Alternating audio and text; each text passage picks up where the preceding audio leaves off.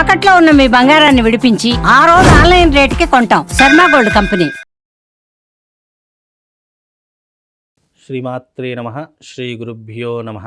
జ్ఞానినాంనపి చేతాంసి దేవీ భగవతీ హిసా బలాయ కృష్యమోహాయ మహామాయ ప్రయశ్చతి. గురుబ్రహ్మ గురుర్విష్ణు గురుదేవో మహేశ్వరః గురుర్సాక్షాత్ పరబ్రహ్మ తస్మై శ్రీ గురవే నమః. ఈ సంవత్సరము విశ్వవసునామ సంవత్సరము.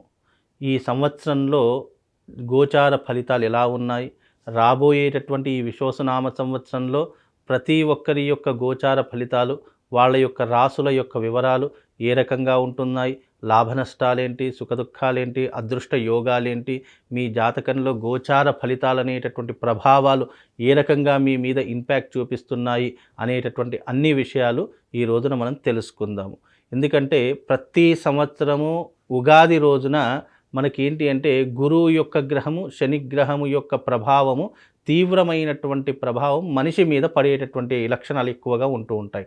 కనుక ఈ సంవత్సరము గురువు మరియు శని రెండు గ్రహాల యొక్క మార్పు జరుగుతూ ఉంటుంది. కనుక ఈ సంవత్సరము 13వ తారీఖు 5వ నెల 2025వ తారీఖు రోజున గురువు మిథునంలోకి, అలాగే ఈ యొక్క 29వ తారీఖు రోజున శని మీనంలోకి అడుగు పెట్టేటటువంటి సమయం. కనుక ఈ యొక్క ద్వాదశ రాశులలో ఏ ఒక్క గ్రహం మార్పు చెందినా కూడా దాని యొక్క ప్రభావం ద్వాదశ రాశులు 12 రాశుల మీద ప్రభావం అనేటటువంటిది సూచిస్తూ ఉంటుంది. కనుక ఈ సంవత్సరం గోచార ఫలితాలు ఎలా ఉన్నాయి, ఈ సంవత్సరం అంతా కూడా మీకు దేని మీద లాభదాయకంగా ఉంటుంది, వృత్తి వ్యాపార రంగాలలో ఎలాగా ఉంటుంది, అలాగే సినిమా రంగం వాళ్లకు, రాజకీయ రంగం వాళ్లకు ఏ రకంగా ఉంటుందో ఒక్కసారి మనం గోచార ఫలితాలలో తెలుసుకుందాము. అయితే ప్రతి ఒక్కరూ కూడా రెండు విషయాలు చాలా మట్టుకు ఆలోచన చేసుకోవాలి. ఎందుకంటే జన్మజాతక ఫలితాలు ఒక రకంగా సూచిస్తూ ఉంటాయి, గోచార ఫలితాలు ఇంకో రకంగా సూచిస్తూ ఉంటాయి. జన్మజాతక ఫలితాలు వ్యక్తిగత జాతకాన్ని బట్టి నిర్దేశించడం జరుగుతూ ఉంటుంది.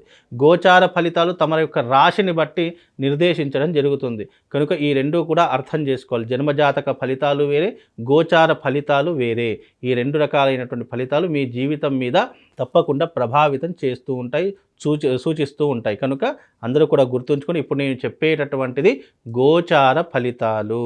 గురువు యొక్క మార్పు వల్ల, శని యొక్క మార్పు వల్ల, రాహు కేతువుల యొక్క మార్పు వల్ల మనిషి మీద ఎలాంటి ప్రభావం ఉంటుంది, ఏ రాశి ఏ స్థానంలో ఉంటే మీ రాశి నుంచి గురువు కానీ శని కానీ ఏ రాశిలో ఉంటే ఎలాంటి ప్రభావం ఉంటుందో తెలుసుకునేటటువంటి ప్రయత్నం ఇప్పుడు మనం అందరం కూడా తెలుసుకుందాము. శ్రీ విశ్వవసునామ సంవత్సరంలో చివరి రాశి మీనరాశి. మరి ఈ మీనరాశి వారికి ఎలా ఉండబోతుంది, ఈ విశ్వవసునామ సంవత్సరంలో గోచార ఫలితాలు ఎలా ఉన్నాయి ఇప్పుడు మనం తెలుసుకుందాం. ముఖ్యంగా మీనరాశి వారికి చతుర్థంలో గురు సంచారము, అలాగే జన్మస్థానంలో శని సంచారము, జన్మస్థానంలో రాహు సంచారము, ఇవి రెండూ కూడా నడుస్తున్నాయి. కనుక ఇక్కడ ఏమవుతుంది అంటే కనుక మీనరాశి వారికి చతుర్థ స్థానంలో గురు సంచారము అంత లాభదాయకమైనటువంటి జీవితం అనుభవించలేరు. ఎందుకంటే 4వ స్థానంలో గురు సంచారం ఆదాయానికి మించినటువంటి ఖర్చులు, అలాగే బంధుమిత్రులతో వైరం ఏర్పడము, బంధుమిత్రుల యొక్క మరణ వార్తలు ఎక్కువగా వినిపించడము, అలాగే ముఖ్యంగా స్థానభ్రంశము జరగడము, అంటే ఉన్న చోట ఒక చోట నిలబడేటటువంటి అవకాశం వీళ్లకు ఉండదు. ఎప్పుడూ కూడా వ్యర్థమైనటువంటి ప్రయాణాలు విపరీతంగా చేస్తూ ఉంటారు. అలాగే ధనము అధికంగా ఖర్చు పెడుతూ ఉంటారు. అలాగే వీళ్ళకి ఏంటి అంటే కనుక మానసిక చింతన అనేటివి విపరీతంగా పెరిగిపోతుంది, మనశ్శాంతి కరువైపోతుంది, డబ్బు యొక్క లోటు విపరీతంగా కనిపిస్తూ ఉంటుంది. సంపాదించేదంతా కూడా వ్యర్థ ప్రయాణాలకు, వ్యర్థమైనటువంటి ఖర్చులకు, పని పాట లేనటువంటి వాటికి విపరీతంగా ఖర్చులైపోతూ ఉంటాయి. ముఖ్యంగా సంపాదించినటువంటి ఆస్తి కావచ్చు, లేదా దాచుకున్నటువంటి ధనం కావచ్చు, ఇవన్నీ కూడా చేజారిపోయేటటువంటి అవకాశాలు ఎక్కువగా కనిపిస్తూ ఉంటాయి. ఇక జన్మస్థానంలో శని ఉన్నటువంటి కారణం చేత ఏలినాటి శని ప్రారంభమవుతుంది, అంటే జన్మ శని ప్రారంభమవుతుంది. ఈ సంవత్సరము ఇంకా చాలా బ్యాడ్ పొజిషన్లో ఉన్నటువంటి రాశులలో ఈ మీన రాశి ఒకటి అని చెప్పుకోవచ్చు. జన్మ శని ప్రారంభమవుతుంది. కార్యంలో ఎలాంటి ఇబ్బందులు, అనేక రకాల ఇబ్బందులు ఏర్పడుతూ ఉంటాయి. అదే రకంగా ఈ సంవత్సరము భార్యాపుత్రులతో వైరం ఏర్పడుతూ ఉంటుంది. అనుకున్నటువంటి పనులన్నీ కూడా ఆటంకాలు ఎదురవుతూ ఉంటాయి. కోర్టు కేసులు కావను, కావచ్చు, లేదు అంటే పోలీస్ స్టేషన్ వ్యవహారాదులు కావచ్చు, విపరీతమైనటువంటి ఇబ్బందులు ఎదుర్కోవాల్సిన పరిస్థితులు ఏర్పడతాయి. కనుక ఈ సంవత్సరము మీనరాశి వారికి చాలా దారిద్రంగా ఉంది అని చెప్పుకోవచ్చు. ఇంకా మీకు మెరుగైనటువంటి ఫలితాలు కావాలనుకున్నా, అలాగే మీకు ఉద్యోగంలో కానీ, వృత్తి వ్యాపారాదులలో కానీ, లేదు చదువులో కానివ్వండి, అన్ని ఇబ్బందులు ఏర్పడుతూ ఉంటాయి. చదువు మధ్యంతరంలోనే ఆగిపోయేటటువంటి పరిస్థితులు ఏర్పడుతూ ఉంటాయి. చేసే వృత్తి వ్యాపారాదులలో ధన నష్టం ఏర్పడుతూ ఉంటుంది. అవమానం పెరిగిపోతూ ఉంటుంది. పరస్త్రీ సాంగత్యం పెరిగిపోతూ ఉంటుంది. కుటుంబం మీద సఖ్యత తగ్గిపోయేటటువంటి లక్షణాలు ఏర్పడతాయి. పెద్దవాళ్ళంటే గౌరవం ఉండదు. ప్రతి ఒక్క చిన్న విషయానికి కోపం ఎక్కువగా రావడం జరుగుతూ ఉంటుంది. కనుక ఈ మీనరాశి వారు ఎవరైతే ఉన్నారో ఈ సంవత్సరం కాస్త జాగ్రత్తగా ఉండే ప్రయత్నం చేసుకోండి. అనవసరమైనటువంటి విషయాల్లో అస్సలు కలగజేసుకోకండి. వీలైనంత వరకు మీ పని ఏదో మీరు చూసుకునే ప్రయత్నం చేయండి. భార్య బిడ్డలతో సఖ్యతగా ఉండండి. కుటుంబంతో బాగుండే ప్రయత్నం చేయండి. మీరు ఎలాగైతే మీ జీవితాన్ని మలుచుకుంటారో అదే జీవితం ఇంకా కొన్ని రోజులు గడుస్తూ ఉంటుంది. కనుక మీరు వీలైనంత వరకు జాగ్రత్తగా ఉండండి. అలాగే ఆరోగ్య విషయంలో కూడా జాగ్రత్త వహించేటటువంటి ప్రయత్నం చేయండి.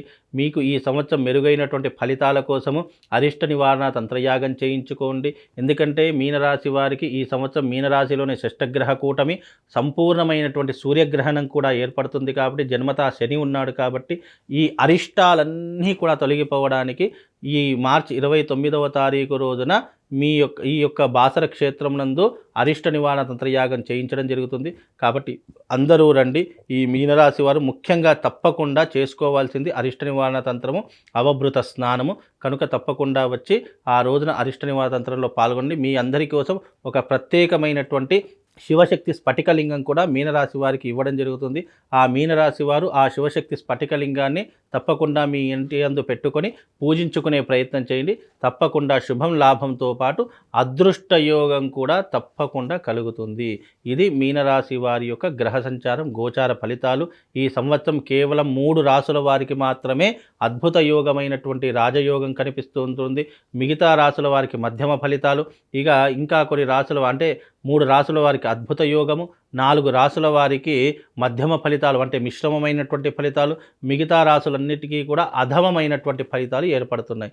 కనుక 12 రాసుల యొక్క ప్రభావము, గ్రహ సంచారం బాగుండాలి అంటే తప్పకుండా ఈ నెల 29వ తారీఖు మార్చి 29వ తారీఖు రోజున జరిగే ఈ యొక్క అరిష్ట నివారణ తంత్ర యాగంలో ఈ 12 రాసుల వారు అందరూ రండి, పాల్గొనండి. ఆ రోజున గ్రహణం కూడా ఏర్పడబోతుంది, సూర్యగ్రహణము. కనుక మీరందరూ వచ్చి అవభృత స్నానం ఆచరణ చేసుకొని అరిష్ట నివారణ తంత్ర యాగంలో పాల్గొనండి. మీ అందరికీ శుభం లాభంతో పాటు అమ్మవారి యొక్క అనుగ్రహం, ఆ శివుడి యొక్క అనుగ్రహం తప్పకుండా కలుగుతుంది. వచ్చిన ప్రతి ఒక్కరికి కూడా ఒక శివశక్తి స్ఫటికలింగం కూడా ఇవ్వడం జరుగుతుంది. శ్రీమాత్రే నమః. శ్రీ గురుభ్యో నమః.